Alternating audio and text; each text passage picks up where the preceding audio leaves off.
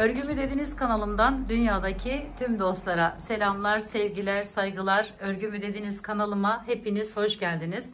Bu videomda sizlere görmüş olduğunuz bu motiflerden oluşan yelek yapımını anlatmak ve paylaşmak istiyorum. Umarım sever ve beğenirsiniz arkadaşlarım. Beğeni ve yorumlarınızı videomun alt kısmında yapabilir. Ayrıca paylaşımda bulunarak daha çok kişilere ulaşımını sağlayabilirsiniz. Evet, yapımı gayet kolay olan motiflerden oluşan dediğim gibi bu güzel yelek yapımına hemen geçelim arkadaşlar. Kullanmış olduğum iplerim Alize Diva'nın, biri düz olanın numarası krem, yani numarası 01 arkadaşlarım bu. Bu ise batik bir ip, gördüğünüz gibi numarası 7399. Evet, şöyle batik bir ip. Bunun tamamını göstereyim size şu şekilde. Şimdi öncelikle tığım ise 220 milim oldu. Şöyle onu da göstereyim. Önce bir halka yapıyoruz arkadaşlar. Şu şekilde halkamızı yaptık. İçerisine giriş yapıyoruz. Şöyle tuttum. Çekiyorum. Bir tane zincir çekiyorum. Daha sonra içerisine 8 tane sık iğne yapıyorum. 1 2 3 4 5 6 7 ve 8. Sonra çektim şu şekilde ve geliyorum, şuradan giriş yapıyorum. Bakın şöyle, bu ipimi de, fazla ipimi de alıyorum, şu şekilde birleştiriyorum. Sonra şu şekilde bu ipimle 2 kat, bakın 1 2 tanesine yetti. Şimdi şu şekilde uzatıyorum. Üçlü trabzan boyutuna gelene kadar şöyle arkadan alıyorum. Şu şekilde. Şimdi 1 2 3 tane zincir çektim. Üzerine 1 2 3 doluyorum. Aynı bunun olduğu yerden giriş yapıyorum. Şu şekilde. Bir tane dörtlü trabzan yapıyorum. 1 2 3 4. Bakın bu da zincir çektiğimiz için dörtlü trabzan boyutuna gelmiş oldu. Şimdi 1 2 3 tane zincir çektik. 1 2 3 doladık. Bir yana geçiyoruz. Her birisine ikişer tane dörtlü trabzan yapıyoruz arkadaşlar. Bu şekilde. 1 2 3 1 2 3 doluyoruz. İkincisini de aynı yere yapıyoruz. Şöyle bir görüntü elde ediyoruz. 1 2 3 3 doladık. Hemen yana geçtik, bakın. 1 2 3 3 doladım ve dörtlü trabzanımı yapıyorum. Şimdi bunlardan toplam 16 tane yer yapacağız bu şekilde. 1 2 3 4 5 6 oldu. 16'ya tamamlayalım.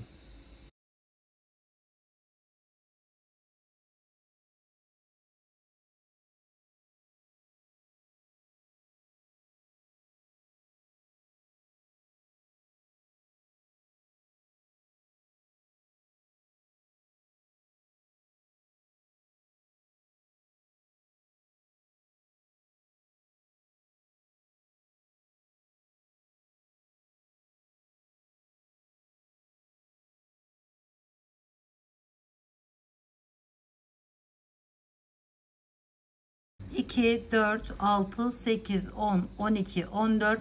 Bakın son yerimiz kaldı. 1, 2, 3 zincir, yine 2, 3 doladık. Bakın son yerden de giriş yapıyoruz şöyle. Ve buraya da yine 2 tane dörtlü trabzanımızı yapıyoruz. Arada 3 zincir çekerek. Evet. Şimdi 1, 2, 3 tane zincir çekiyorum yine. Geliyorum şu tepe noktasından şöyle giriş yapıyorum ve kaydırma ile bağlıyorum. Sonra diğer renk ipimi alıyorum. Şöyle biraz ip bırakıyorum ve şu şekilde onu bağlıyorum arkadaşlarım buraya. Sonra bunu alıyorum. İkiye de katlayabilirsiniz şu şekilde. Hemen bakın şu boşluğa, şöyle biraz yavaş yapmaya çalışacağım yeni başlayan arkadaşlarım için. Bakın şu önündeki boşluğa giriş yapıyorum. Bunu 2 kat şeklinde alıyorum ki aradan ip götürmesi kolay olsun diye. Yani onu da yok etmek amaçlı ve de sıkılaştırmak amaçlı. Bir tane sık iğne yaptım. Hemen yanına bir tane daha sık iğne yapıyorum. Şöyle 2 tane sık iğne yaptım. Sonra 5 tane zincir çekiyorum. 1 2 3 4 5. Çok sıkı olmasın. Sonra hemen yanındaki boşluğa giriş yapıyorum bakın. 2 tane buraya sık iğne yapıyorum. Hemen bir yana geçip 2 tane de buraya sık iğne yapıyorum. Sonra 5 tane zincir çekiyorum. 1 2 3 4 5. Sonra yine boşluğa hemen giriş yapıp 2 bu tarafa, 2 de bu tarafa, toplam 4 tane sık iğne yapıyoruz. Aralarında 4 tane sık iğne. Bu yerlerden 8 tane olması gerekiyor arkadaşlarım. Bir motifi tamamlanması için. Şimdi 5 tane zincir. 1 2 3 4 5. Hemen yanındaki boşluğa giriş yapıyoruz. 1 2 1 2 1 2 3 4 5. Hemen buraya giriş yapıyorum. 1 2. Sonra buraya 1 2 1 2 3 4 5. Bu şekilde devam edip bu sırayı tamamlıyoruz. 2 2 bütün boşluklara yapıyoruz. 1 2 3 4 5 zincir. 4 tane sık iğne ile devam ediyoruz.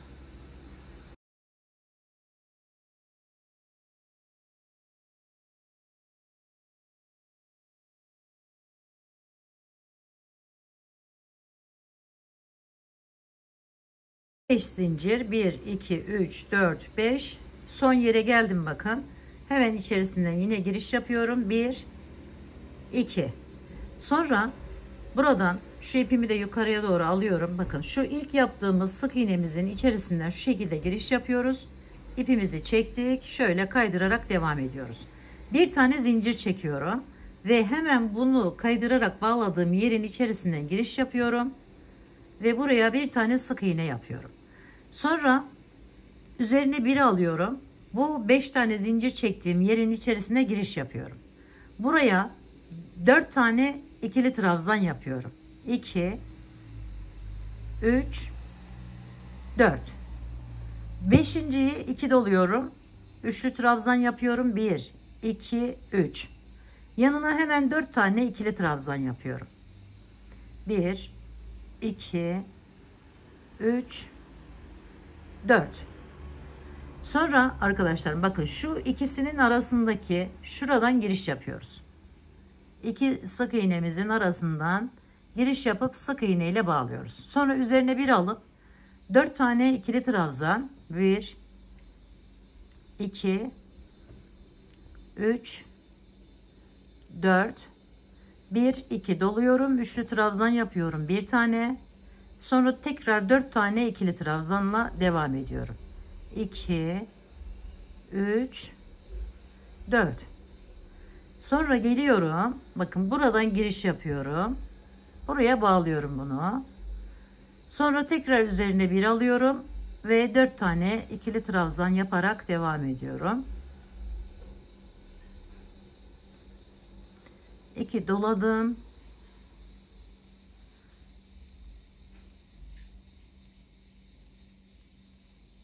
2 3 ve 4. Şimdi gelip şu aradan giriş yapıyoruz ve buraya sık iğne ile bağlıyoruz. Devam edelim hepsini.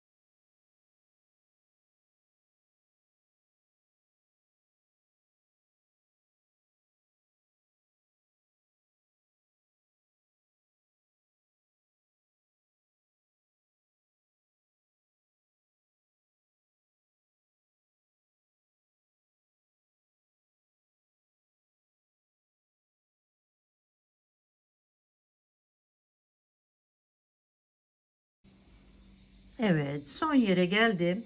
Hemen buradaki yapmış olduğum sık iğnemin üzerinden giriş yapıyorum ve şöyle çekiyorum. Bu alttaki ipimi de yukarıya doğru aldım. Şöyle çekerek bağlıyorum. Şimdi diğer renk ipime geçiyorum. Burası önemli arkadaşlar. Hemen geri dönüyorum. Bakın şöyle geri dönerek şuradan çıkartıp sık iğne yapıyorum. Sonra bakın şu kısmından arkadaşlarım, arka kısmından, şu V gibi olan yerlerin arka kısmından giriş yapıyorum. Bu ipimi de biraz yürütüp keseceğim. 1 2 3 4 tane bakın bu şekilde sık iğne yaptım arka taraflarından alarak. Şimdi 5. bu üçlü trabzanımın üzerine denk geliyor. Oraya bu şekilde normal bir şekilde alıp sık iğnemi yapıyorum. Sonra bu ipimizi keselim.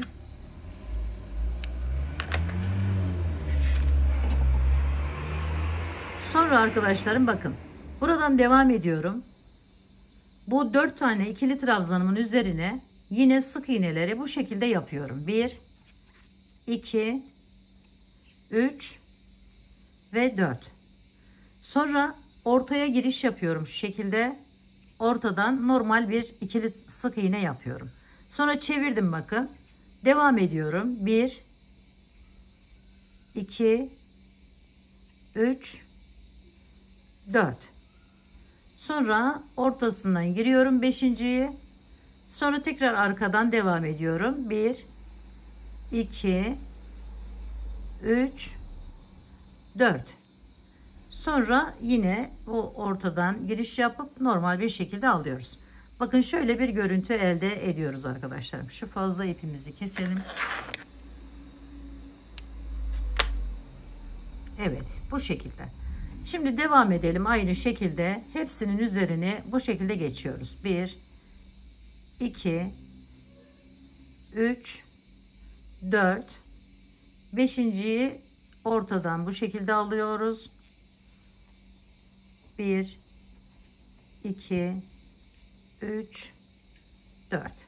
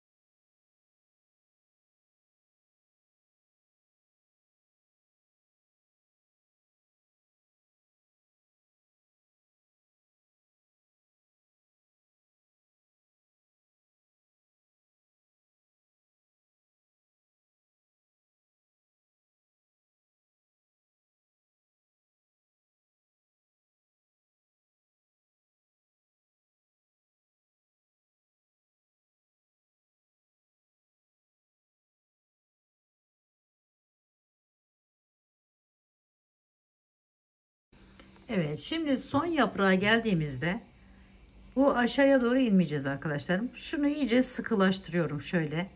Sonra buradan başlıyorum bakın. 1 2 3 4. 4 taneyi böyle tunus işi yaparmış gibi topladım. Şu 5.'yi hemen şu şekilde giriş yapıyorum şöyle.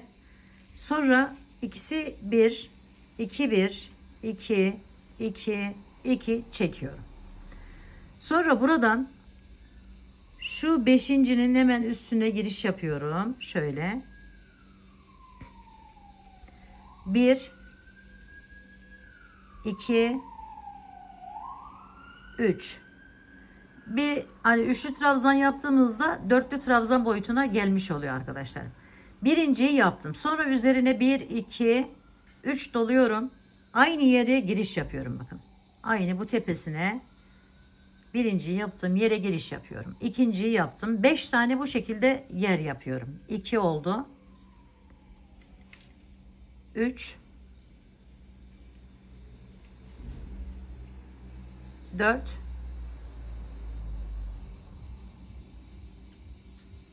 5.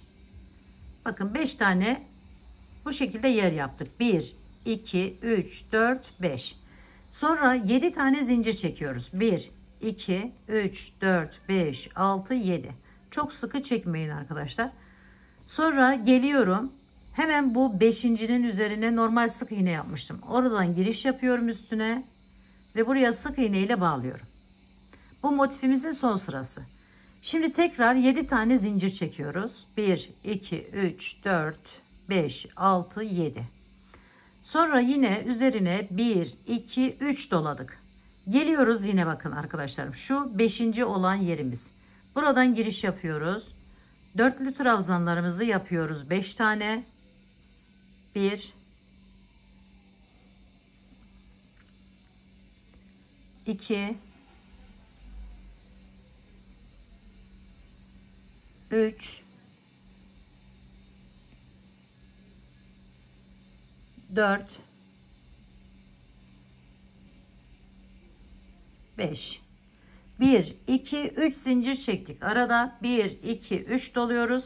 Aynı yerin içerisine 5 tane daha dörtlü trabzan yapıyoruz. Burayı bir köşe haline getiriyoruz. 1 oldu. 2, 3, 4, 5. 2, 4, 5 tane oldu. 1, 2, 3, 4, 5, 6, 7 zincir. Geliyorum yine 5.'nin üzerinden şu şekilde giriş yapıyorum. Tekrar 7 zincir. 1, 2, 3, 4, 5, 6, 7. 1, 2, 3 doladım. Bu defa bunun üzerine geçiyorum. Ve buraya 5 tane dörtlü trabzan yapıyorum.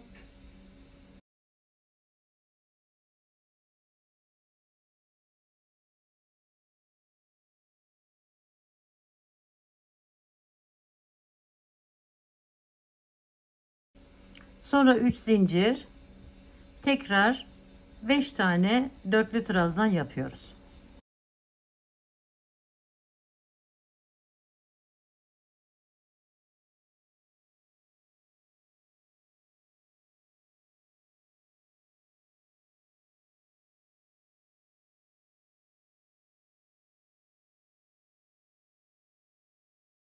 İki, dört, beş. 1, 2, 3, 4, 5, 6, 7 zincir. Geliyoruz yine 5.'nin üzerinden giriş yapıp oraya bağlıyoruz. Tekrar 7 zincir. 1, 2, 3, 4, 5, 6, 7.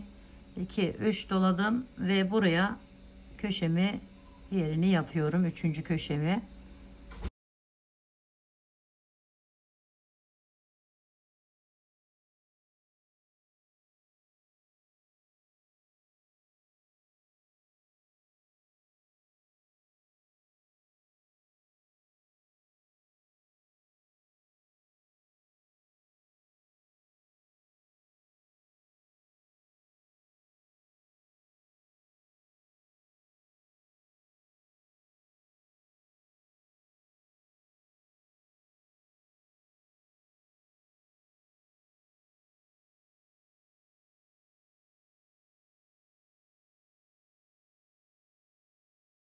Bir, iki, üç, dört, beş, altı, 7 zincir getiriyorum. Buraya bağlıyorum.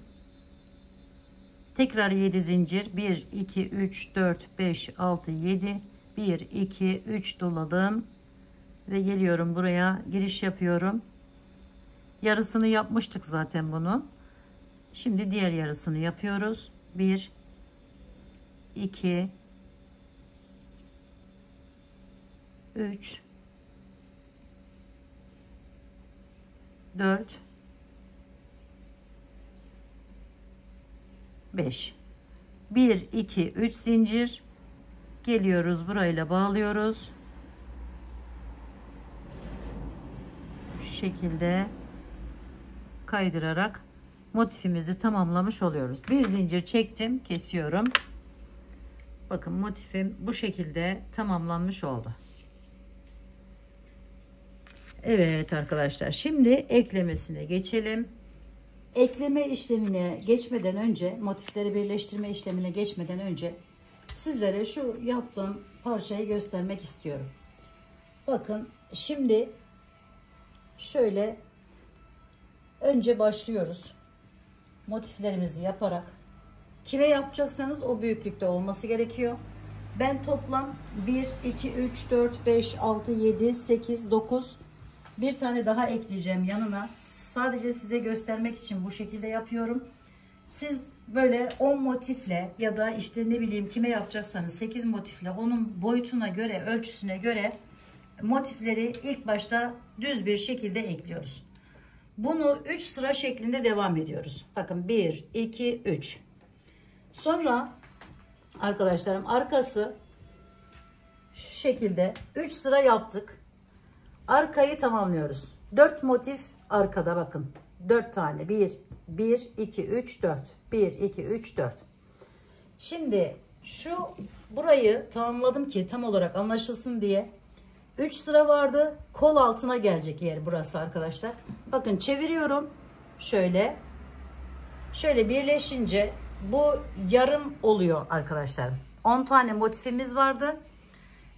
Onu şöyle beşincileri buradan bakın 1 2 3. oluyor. Arkadan bakınca 5. motif oluyor. Çevirmek için şöyle bakın, hem kol oyuntusu oluşuyor hem de bu aradaki boşluğu tamamlamış oluyoruz arkadaşlarım böyle yaparak. Aynı şekilde diğer tarafı da buraya bir sıra daha ekleyeceğim. Sadece sizlere göstermek için, dediğim gibi şöyle ekledim, bakın. Şöyle çevireceğim burayı da. Bu yapmış olduğumuz motifleri de buralara ekleyerek devam edeceğiz. Şimdi buradan geldik zaten buraya. 2 sıra şeklinde buraya motif yapıyoruz. Bakın 1 2. Aynı şekilde burayı da o şekilde yapacağız. Şimdi bakın bunu yarım bıraktım. Yaka kısmı oluşsun diye. Arkadaki motife bunu tamamen eklerken bunun sadece şurasını ekledim arkadaşlar. Şu kısmını ekledim ve yaka böyle düzgün dursun diye. Şimdi bu yaptığım motifi şöyle tutacağım. Buradan ben daha sonra tamamlayacağım burayı. Burayı yarım tutacağım. Bu motifi de şimdi yapmış olduğum bu motifin de eklemesini size göstereceğim. Hem motif birleştirmeyi görmüş olacaksınız, hem de burası nasıl bu şekilde oluyor onu görmüş olacaksınız. Zaten buraya hiçbir şey yapmayacağız arkadaşlar. Sadece şuradan başlayarak burayı ekleyip devam edeceğiz. Bunun burası da önce burayı yapın siz. Daha sonra bu kısma geçin arkadaşlarım. Yani şimdi önce 3 sıra kaç yan olarak yaptıysak onu yapıyorsunuz. Sonra arkayı tamamlıyorsunuz. Şöyle arkayı tamamlıyorsunuz. Sonra da öndeki bu kol yerlerine geçiyoruz. Daha sonra ise uzun kollu ya da ne kadar istiyorsanız, ben yarım kol yapmayı düşünüyorum. Birer tane motif, belki de 2 tane ekleyebilirim. Şöyle bakın 5 tane motif oluyor bu arka kısım, yani kol kısmında. 2 tane arkada, 2 tane önde, bir de ortada var arkadaşlar şöyle. Bunun üzerine de direkt motifimizi ekleyeceğiz. Buraya da ekleyeceğiz ve böyle kolunu da oluşturmuş olacağız arkadaşlar. Evet, şimdi bu motife burayı ekleyeceğim. Yani şu kısmını hem eklemesini göstereceğim hem de burayı göstereceğim. Daha fazla da zamanınızı almak istemediğim için. Evet arkadaşlarım, siz bu alttan gelen parçayı, kısmı tamamlamış farz edin. Şöyle eklemesini göstereceğim sizlere şimdi. Buradan yine şöyle bir dörtlü trabzan boyutunda uzattıktan sonra birinciyi geliyorum. Bakın arka taraftaki parçam. Şöyle şuradan giriş yapıyorum. Hemen ilk beşlinin üst kısmından giriş yapıyorum. Ve buraya bağlıyorum. Sonra 1, 2, 3 tane doladım. İkinciyi yapıyorum. İkinciyi de buraya bağlıyorum. Sonra 1, 2, 3. Üçüncüyü bağlıyoruz.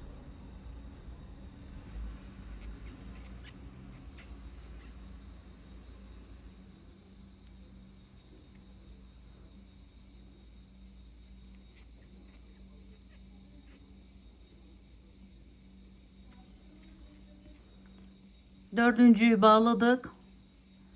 Beşinciyi yapıyoruz. Evet, şimdi bu beşliği buraya bu şekilde ekledikten sonra 3 tane zincir çekiyorum. 1, 2 ve 3. Sonra yine üzerine 1, 2, 3 doladım. Buradan giriş yapıyorum. Buradaki motifim olsaydı arkadaşlarım buraya ekleyerek devam edecektim. Ama olmadığı için bu şekilde devam ediyorum şimdi. 2, 3. Şöyle 1, 2, 3 doladım.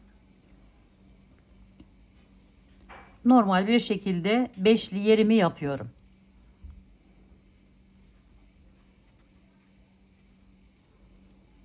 Evet, 5 tane oldu. 7 tane zincir çekiyorum. 1, 2, 3, 4, 5, 6, 7. Geliyorum. Hemen buradan bağlıyorum. Sonra tekrar 7 zincir. 1, 2, 3, 4, 5, 6, 7.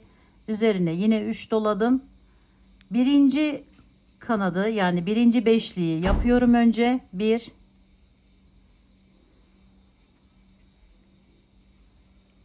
2, 3, 4, 5. Bakın şöyle göstereyim. Şu şekilde oldu. Şimdi 3 tane zincir çekiyorum yine. 1, 2, 3. 1, 2, 3 doluyorum. Birinciyi yaptım. Bakın az önce yapmış olduğumuz bu motifimizi buraya ekleyeceğim. Daha sonra boşlukları ben tamamlarım arkadaşlarım. Eklemesine geçmiş oluyoruz şu anda. Şu motifimizi bakın şöyle tuttum. Şu ilkine ilk beşliden aldım. Kaydırarak geçirdim. 1, 2, 3 doladım. Tekrar ikinciyi aynı şekilde bağlıyorum.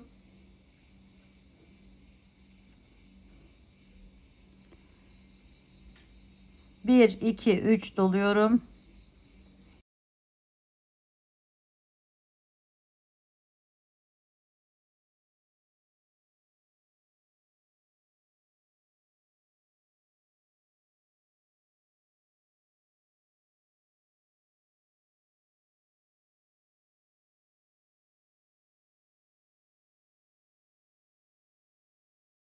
Evet bakın 2, 4, 5. Bunu da 5. yere yani şuraya ekliyorum. Kapatıyorum.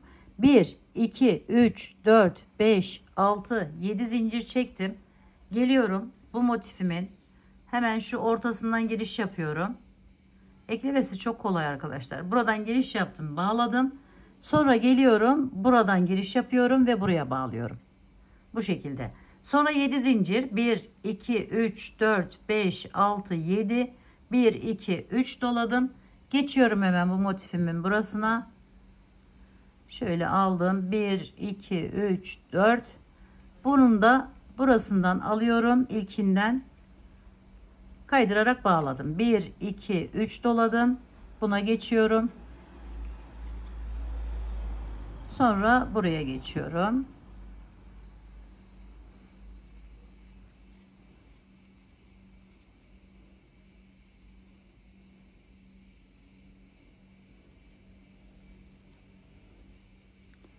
Sizler için tamamen bir motif nasıl bitiyor, görünümü nasıl onu göstermek. Bir de bu yarım motifi eklerken nasıl yapmamız gerektiğini göstermek için bu şekilde yaptım arkadaşlarım. Şimdi bakın burada hiçbir şey yapmıyorum artık. Eklemeyi tamamladım. Diğer tarafı da bakın şöyle. Burada bitiriyoruz.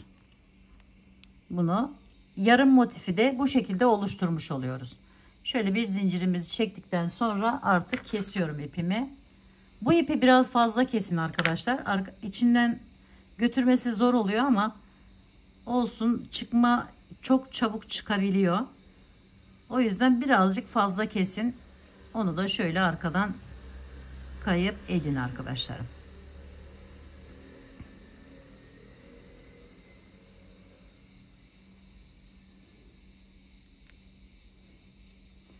Fazlasını keseriz sonra.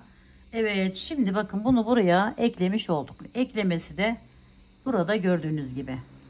Şimdi bu üçlü yerleri dördüncü motifleri yaparken ekleyin. Üçüncüleri de eklerken yapmayın, birleştirmeyin. Dördüncü motifi yaparken her birisinin içerisine şöyle alıp birleştirim yapabilirsiniz arkadaşlar.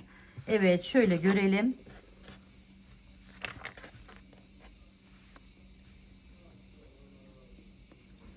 Bakın şu şekilde. Biraz küçültelim şöyle uzaktan daha net görün. Şimdi artık buraları tamamlayacağız ve hırkamızı oluşturmuş olacağız. Şöyle karşılıklı şunu görmeniz için bu şekilde yaptım. Yaka kısmı burası olacak arkadaşlarım. Buraya da belki bir ip bağlayabiliriz daha sonrasında. Evet, şimdi diğer motifleri de aynı şekilde anlattığım gibi yaparak ekleyerek devam edelim. Mesela ben bunu şimdi altına 3 tane daha motif ekleyeceğim buraya. Bu benim ön kısmımın yarısı olmuş olacak. Daha sonra da buraya 3 tane motif ekleyeceğim. 2 tane motif ekleyeceğim. Ve burayı da tamamlamış olacağım. Sonra kollarına geçeceğiz. Ve kollarını dilediğimiz sırada uzun istiyorsak 2 motif yan yana, kısa istiyorsak birer motifle tamamlayabiliriz arkadaşlar. Arkadaşlar ben şimdi sizlere bu kol altındaki motifi nasıl yapacağımızı göstermek istiyorum. Yani bakın, herhangi bir şey yapmıyoruz. Ekleme şeklimiz aynı. Bakın şöyle alttan gelene ekliyoruz bunu. Sonraki motifimizi ise hemen yanındaki yerden şöyle çevirelim. Hatta buraya ekleyelim ki burası iki yerin koyunun arasına pembe gelsin. Bakın şöyle, bu hiç kafanızı karıştırmasın. Şu şekilde tutuyoruz. Şöyle. Bu alttan gelen motifimiz arkadaşlar. Koltuk altı yarım, yani şöyle yarım büktüğümüz motifimiz. Böyle detaylı bir şekilde anlatmak istiyorum ki iyice anlaşılsın diye. Bakın şu. Şimdi bunu şöyle tutuyorum. Hemen yanına motifimi diğerini ekliyorum. 1 2 3 tane zincir çektim. 1 2 3 doladım. Şöyle dörtlü trabzanımı yaptım. Bakın şu böyle gidiyor. Hemen şu ilkinden alıyorum ve bağlıyorum. Sonra devam ediyorum. 3 doladım.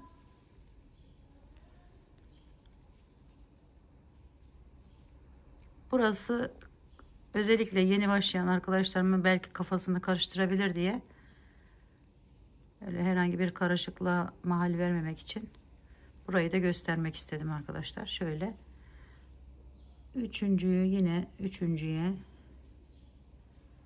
şu fazla ipimizi de şuradan çekelim.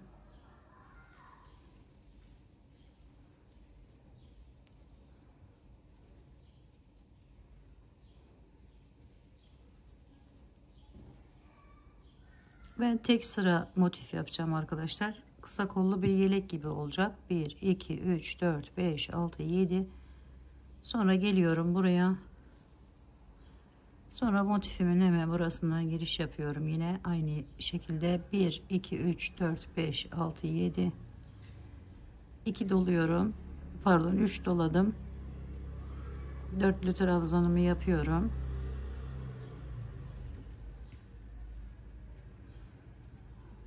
Sonra bakın şuraya ekliyorum. 1 2 3. İkinciye ekliyoruz. 1 2 3.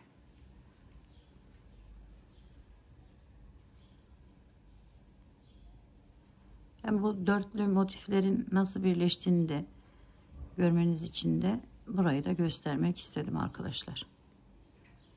Şöyle 5. yerimize bağladık. Şimdi 4 köşenin birleşim yeri, burayı birleştireceğiz. Bakın şöyle. Şimdi 2 tane zincir çekiyorum önce. 1 2. Sonra bu şekilde tutuyorum. Hemen yanındaki, bakın. Şuradan giriş yapıyorum. 1. Şu diğer motifim 2. Sonra bu motifime geçiyorum. 3.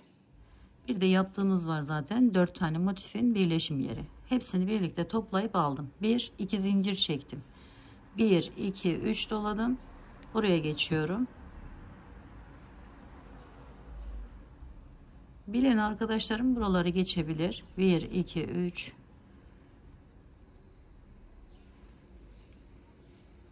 İpimiz de bitmek üzere.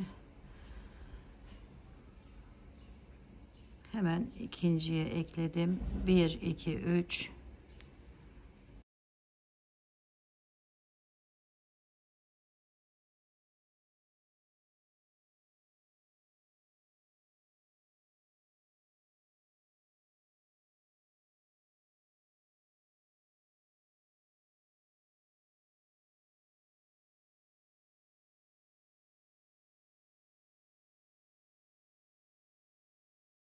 Evet, 7 zincirimi çektim. Sonra geliyorum. Buraya bağlıyorum. Sonra bunu diğerine ekliyorum. 1 2 3 4 5 6 7. 1 2 3 doladım. Buraya geçiyorum. Şimdi de buradakini bağlıyorum.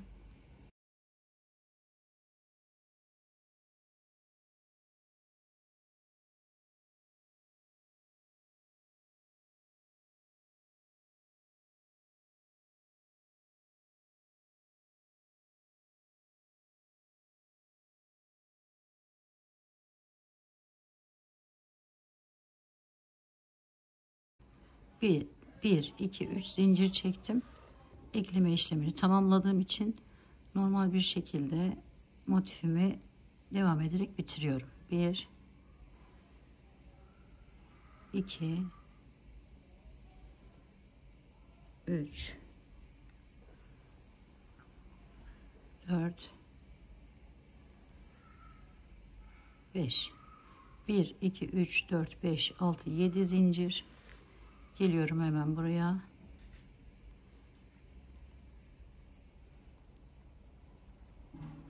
Bir, iki, üç, dört, beş, altı, yedi. Buraya bağlıyorum.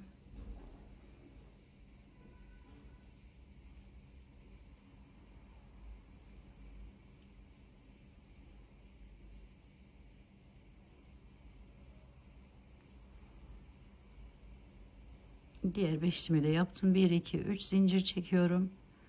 Buraya ekliyorum ve bitiriyorum. Evet, bakın şimdi şöyle göstereyim. İpini de kesmeyelim ki tam olarak anlaşılsın. Şöyle arkadaşlarım. Kısa kollu bir yelek isterseniz bu şekilde kalabilir. Şöyle bakın. Bu da alttan bu şekilde devam edecek. Diğer motif buraya. 2 motif de buralara eklenecek. Burada gördüğünüz gibi. Bakın. Diğer kolu ben tamamladığım için şöyle göstereyim sizlere. Bakın şu. Şu yarım motifimiz altta kalıyor. Yani yarısı burada, yarısı burada kalıyor. Normalde tam motif arkadaşlar. Yarım motif değil. Şöyle. Şu şekilde. Şimdi burayı da aynı diğer motiflerini de tamamlayalım. 5 tane motif var arkadaşlar. 2 burada, 2 arkada, bir de bu ortada. 5 tane motiften oluşuyor burası. Burada bu şekilde birleşecek burayla, buradan gelen motifle. Evet, burayı da tam olarak böyle görmenizi istedim arkadaşlar. Evet arkadaşlarım, şimdi ben Bu kolu da tamamladım. Şöyle gördüğünüz gibi. Bu kenarlarına şu şekilde bir süsleme yaptım arkadaşlarım. Onu da sizlerle paylaşmak istiyorum. Şimdi şu koltuk altı, şu yarım motif, yani bir tarafı bir tarafına olan yarım motifimiz. Buradan böyle giriş yapıyoruz. Daha sonra batik olan iple çevirmek istedim. Şöyle alıyorum ipimi. Şu bakın orta kısmı, ortadaki birleşim yerimiz, 7 zincirlerin olduğu yerden giriş yapıyorum. Ve buraya bir tane sık iğne yapıyorum. Sonra üzerine bir alıyorum. Yandaki boşluğa geçiyorum. Buraya 1, 2, 3, 4 tane ikili trabzan yapıyorum. Sonra üzerine 2 doluyorum. Bir tane üçlü trabzan yapıyorum. Sonra 1, 2, 3 tane zincir çekiyorum. Geliyorum burayla birleştiriyorum.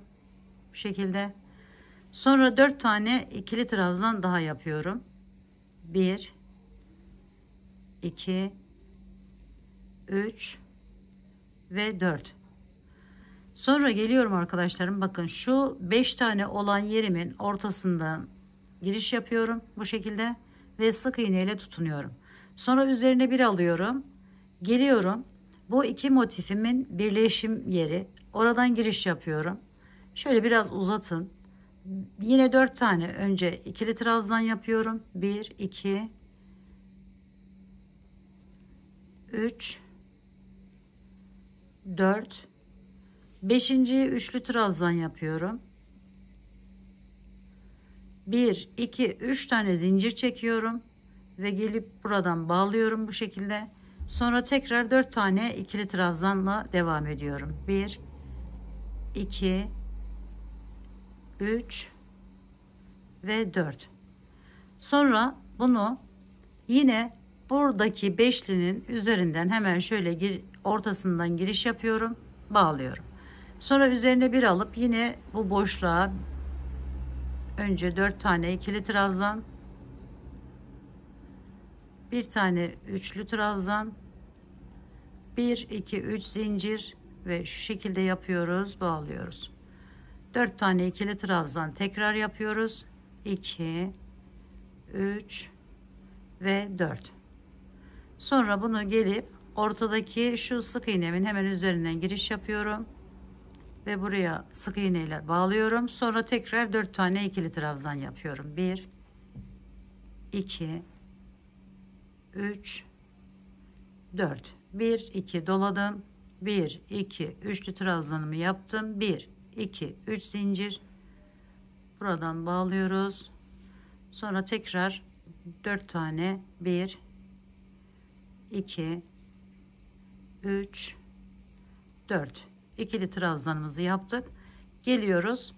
Bu beşlinin hemen ortasından bu şekilde giriş yapıyoruz ve buraya sık iğne ile bağlıyoruz. Sonra iki motifin birleşim yerinden giriş yapıp buraya aynı işlemi uyguluyoruz.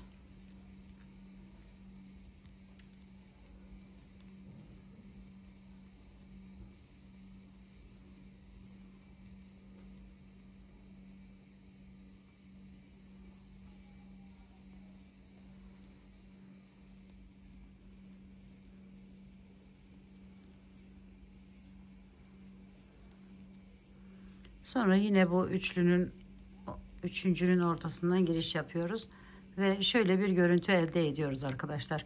Şimdi bunu kol kenarları olsun, bu öndeki yerlerimiz olsun. Bakın şuralar. Buraların hepsini bu şekilde çeviriyoruz. Ben tamamladım diğer tarafı. Şimdi burayı da tamamlayacağım. Buhar ütüsü yaparak yeleğimizi tamamlamış olacağız arkadaşlar.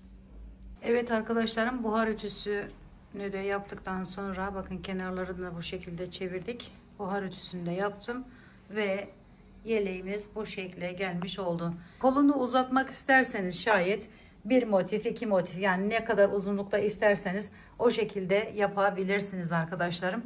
Evet, bu videomda da sizlere bu güzel yelek yapımını anlatmak ve paylaşmak istedim. Umarım sevmiş ve beğenmişsinizdir. Yapacak olan arkadaşlarıma şimdiden kolaylıklar diliyorum. Örgümü dediğiniz kanalıma abone olmayı, beğenmeyi, yorum yapmayı, paylaşımda bulunmayı unutmazsanız çok mutlu olurum. Bir dahaki en farklı, en değişik örgü model, teknik ve tasarımlarında görüşmek üzere. Hoşça kalın, sağlıkla kalın. Allah'a emanet olun.